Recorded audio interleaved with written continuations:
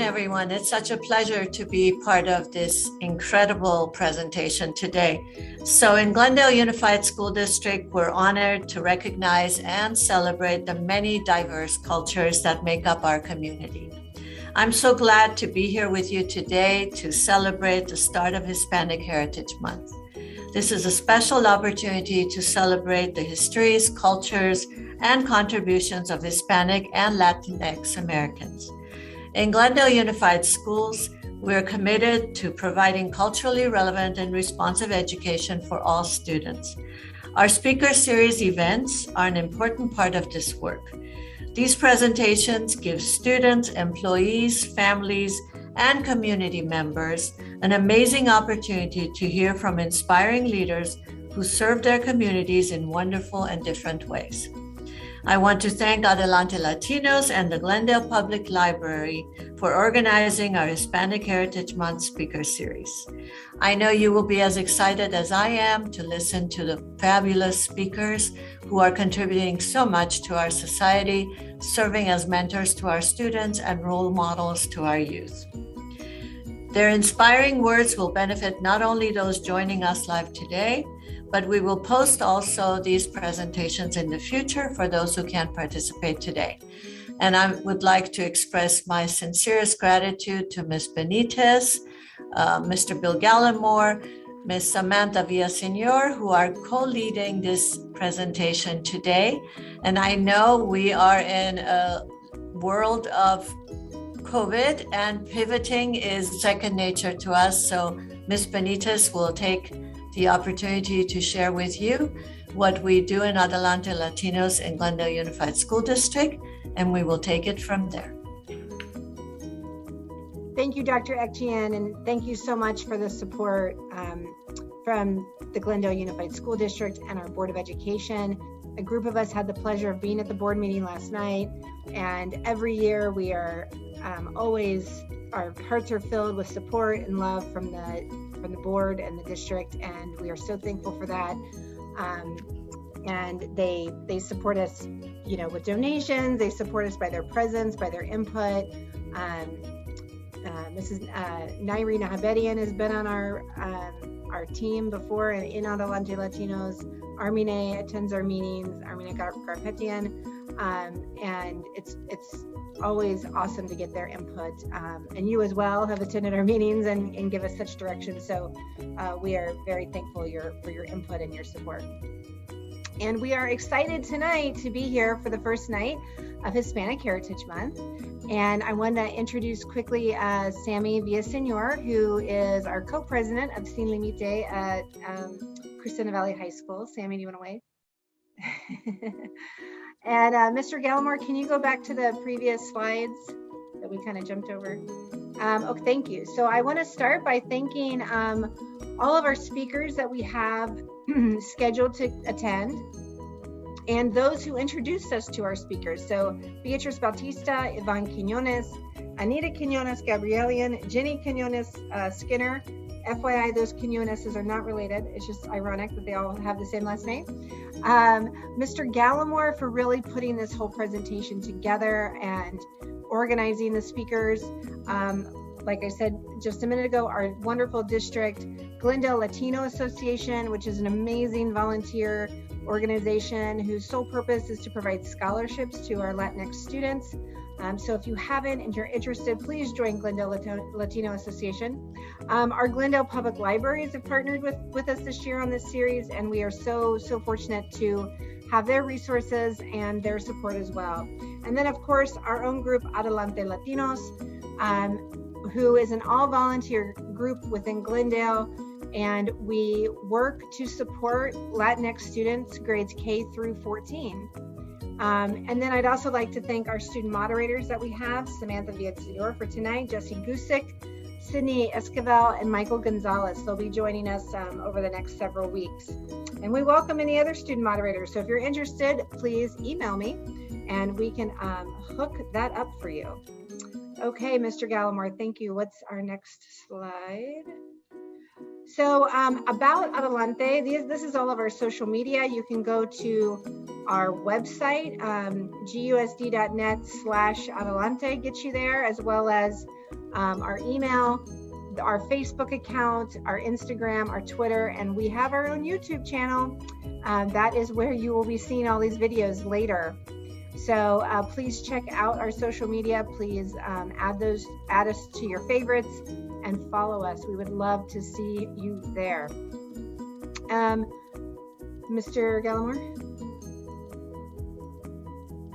We will be reposting our recordings of these on our YouTube channel, like I just said, once they go up, and then we'll put the links on here for our next couple of meetings. And next, this is our list of speakers.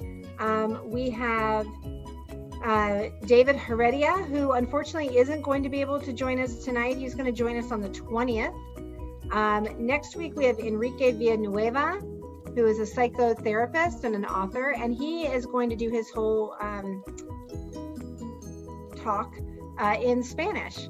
So that's going to be really exciting. Then we have Dr. Ana Pantoja, who is a family medical doctor. Silvio Lanzas, who is the City of Glendale Fire Chief and CFO. Roberto Alvarez, who works with, the type is really small, Mr. Gallimore. Is this the one who he works with Senator Padilla? No, ma'am, I apologize. Mr. Alvarez is the Special Assistant to Supervisor Catherine Barger, right. And he works with military and Veterans Affairs. I'll make it bigger next time, pardon me. And they're both named Roberto too, so it's I forget. Roberto Negrete works with Senator Padilla, who is our first Latino senator from California, and Dean Flores, who is a former state senator. So we have lots of politicians and community service providers, and we are very, very, very excited to hear from all these people. So unfortunately tonight, Mr. Heredia needed to reschedule. He had a family emergency come up, so we apologize for that. But I am going to have a little conversation with our student moderator, Miss Villaseñor, if you don't mind, Sammy, for a few minutes, and we can take questions if people have questions. But Sammy, would you mind sharing with us just your background and where you're from? And I know you're from La Crescenta, but and you know, what are your plans for the future? Well, hello everyone. Thank you for joining us. I'm Samantha Villaseñor. I'm a senior at CV and the co-president of Limite, our Latinx club at CV. And my mother and father are both from Mexico. They're from Guadalajara. And my dad moved here when he was young. He was about 5 years old, but he would spend summers in Mexico. And my mom actually lived her whole life in Mexico until she was about 28 or so. So luckily for me, I've grown up with a strong understanding of where I came from and who I am, and it's really taught me the importance of honoring your tradition and your heritage. So when I came to CP and my mom let me know about Adelante Latinos, I was really interested in joining and being an active member so I could continue to honor my heritage. That's awesome, Sammy. And you've been a great member for the last 3 years. So even during the pandemic. And do you have any brothers or sisters? I have an older brother. He goes to University of California in Irvine, and he's part of Latinos, but he did go to CV as well. Okay. And what are your plans for the future? What schools are you looking at applying to? Well, I'm definitely looking into the California state schools, of course, but I'm applying to a few out of states in Washington State and New York, but I'm most likely going to stay in California, and I'm thinking of majoring in developmental biology because when I grow up, I want to be a pediatrician. So you can come back and be a speaker as a pediatrician. This is what we would have you do. Cool. Although that'll be in like 12 years when you finish med school, but that's okay. And what do you see as are you 17 yet? Yes, I'm 17. Okay, so an older teenager on the older end, But what do you see, and what do you feel as a Latinx student, a Latinx young person, a Latinx soon-to-be voter? What do you see as some of the concerns or interests of, Latinx young people that might be different than other generations? Well, I think an issue that sometimes arises is that, well, for me, living in Glendale, I don't come across many Latinx people or people who speak Spanish, and I think that when I'm growing up, it's a little bit challenging because you sort of feel like, the classic bringing your food, like your tacos to school lunch and all that, and your friends are like, oh, what is that? And obviously, as a young child, you kind of get embarrassed, but luckily my parents taught me that it's nothing to be ashamed of, and everyone should be proud of where they came from. So I think an issue that sometimes arises is that due to the lack of representation in the places you can grow up, you kind of feel like you need to hide who you are to sort of blend in or be accepted into the environment you're in. And of course, that's something you never want to do, because as an individual, you should be proud of where you come from and your voice matters.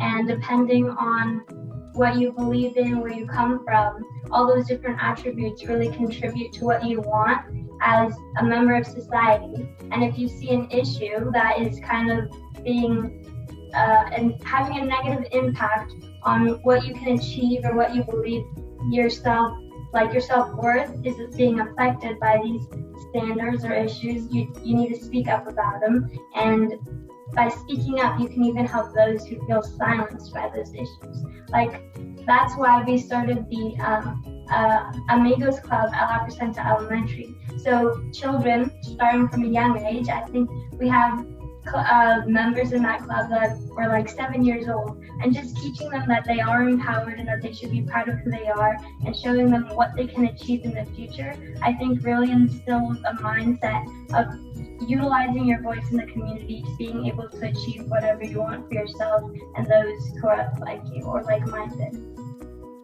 Thank you for bringing up Amigos. Can you share with us how that got started, and what's your connection with La Crescenta Elementary School? How did that happen? So Miss Quiñones, I believe she's a 6th grade teacher at the elementary school. I met her at one of the Adelante meetings, and she let me know that she was interested in starting a club, but she was looking for older students that could help run the club or just lead them. And I love this idea because, as a future pediatrician, I love working with children. So I was super excited when she let me know that she was looking for high schoolers to help her run this club. And we have monthly meetings with them where we have Hispanic or Latinx community leaders come, give a little talk about what they do, their story. And we also just play games with them. We have challenges every month.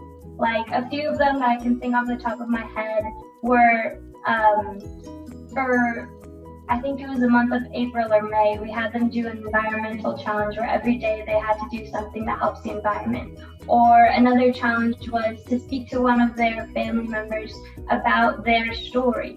And then at the next meeting, each of them shared a little item or a little representation of where they came from, just to get that conversation going about being proud of who you are and knowing your story. That's awesome. That's awesome. It really means a lot that you guys, especially the CV students, are reaching out to the La Crescenta Elementary School students and sharing those stories. It seems like that could be a theme for tonight on how important our own stories are. Okay, well, that's great. And by the way, you are totally ready for college interviews or college essays. I'm just going to say that. Very, very nice job. Very well spoken. What would you like to see Adelante do, or what are your goals for Sin Limite this year? Well, my goal for Sin Limite is, well, since it is my last year, I'm a senior this year, I'm really hoping that we can, Sydney and I can make a strong group that I know that next year when I leave it behind, I'll trust that because the students that are in this club are committed to the message and the movement, that it'll continue on for years to come. And the way we're doing this is just by assuring that everyone at CV knows that they're welcome, regardless of their culture, where they come from, and just showing that working in your community and representing who you are is so essential to character development and growth, and also developing leadership skills that they can use in the future. Great. And can you share too how, and I'm hoping we do it this year as well, but how we communicated with the other clubs at Glendale and Hoover and Rosemont last year? Yes, last year was really exciting because we were able to have some events and some meetings with the other schools in the district, such as Rosemont and Hoover and Glendale. And I remember for Cesar Chavez Day, we got together all 4 schools. It was CV, Rosemont, Hoover, and Glendale High School. We got together and we each made a little informational clip about Cesar Chavez. And it was really fun because we got to get to know each other, work together, and achieve something that we were really proud of in the end. That was, yeah, it was, as you know, was one of my favorite moments too. I loved that the 4 schools came together to work on it together, and that was, and we're going to keep using that video. It was great. So is there anything else you'd like to share with us about your, since I totally put you on the spot tonight, and we're just doing this off the cuff, is there anything else you'd like to share with us about your future or things you would like to see done after, I mean, now that you're graduating this year, changes you'd like to see our district make, or a path in the future for, you know, Latinx kids? Anything, any hopes and dreams we can help make true? I just think that Adelante has done such a good job in starting the conversation and giving students a voice. Like, before I came to Adelante, I would have never thought of like being able to start the club at CV. Like, I needed that extra little push, that extra spark to get that idea going and starting that movement, because I feel like Adelante is such a vital part of GUSD, because I feel like the Latinx community needed that representation, needed that voice, and Adelante definitely does that. And I love how you guys are so willing to work with us and trusting that we are listening to what you're saying, and I really just appreciate how you guys dedicate so much time and effort into the students, because it truly does mean a lot to us. And I just feel so much more empowered after being able to start this club and sharing it with anyone who's willing to join at CV, and even the younger kids like Rosemont and La Crescenta Elementary. Thank you. It sounds like I've paid you to say all those things. I promise everybody I haven't. And yes, Sydney is the other co-president at CV, and her brother, Dominic, is the president at Rosemont. And so we're keeping this in the family. So when you and Sydney leave, we can have Dominic come up and take over. So wait, is it Dominic or Sebastian? Dominic. Dominic, right? Okay. Yeah, so we love you guys and we're so proud of you. I know that this has been totally impromptu, participants, and I appreciate your patience. Is there any questions from that you guys would like to ask Sydney, or sorry, Samantha? Please use the Q&A box. Please use the Q&A box if you have any questions. If you have any questions, you are welcome to ask. While I'm waiting for questions, I'll share that we certainly have more speakers coming up starting next week, and also David Heredia will be here on the 20th, and I have, let me turn off my video background. I don't want to turn off my video. I cannot hit the background. let me turn off my virtual background for just a second so I can share with you. This is his book that he wrote. I bought it for my granddaughter. It's adorable. It's called Little Heroes of Color, and you can see he did all the illustrations, did all the writing, and so if you have young kids in the house, or if you're old like me and you're old enough to have grandkids, it's a great little book. It's like a little cardboard book. But you know, Sammy talked about representation, and what a great way to show kids that there are people that look like them, and sound like them, and you know, eat tacos like them, and you know, are now known for doing amazing things. You know, like a trailblazing musician who captivated the world with his sound. You know, Sonia Sotomayor, a Bronx native and first Puerto Rican U.S. Supreme Court Justice. She's in here, so she made it in here. So I learned about a lot of people in this book. So please join us for him. And then we have 6 other speakers that I mentioned earlier, but also in partnership with the public libraries, we are doing an event for Dia de los Muertos, which is November 6th. And that's going to be from pretty much from 3 to 7 in the afternoon at the Central Library down there, Glendale Public Libraries. And we will have different groups around the city can build their own altar for Dia de los Muertos. So we can have a Limite altar and a CV altar if we want one, or an Adelante altar. Anybody who would like to create their own altar can, and they'll be on display so you can have themes. So we're really excited about that. So please join us for that. And if you're a student out there and you need community service hours or you want to work, please reach out to me. We have a wonderful volunteer named Tatiana who is collecting all of those students and who will love to put you to work. If you're in a performing group at your school and you would like to perform, please contact me and we will get you on the docket for that. Okay, I think there's a couple questions. Yes, we do. Do you have those, Mrs. Benitez? I do. Excellent. So someone asked Samantha, they said, thank you for your inspiring words. Who are your role models? My role models, first off, is my mom, because even though she's a little bit older, she started going back to school about 3 years ago because she wanted to continue her education, and balancing being a mom and being a student and being a caregiver for my grandmother is definitely not an easy task to balance. And she does it so gracefully and so passionately that it just taught me that it's never too late to start achieving what you want to achieve, and just having that trust in yourself and your abilities. And then I would say someone outside of my family that is an inspiration to me is, I wouldn't say a specific person. I would just say people who put themselves out there and go out of their way.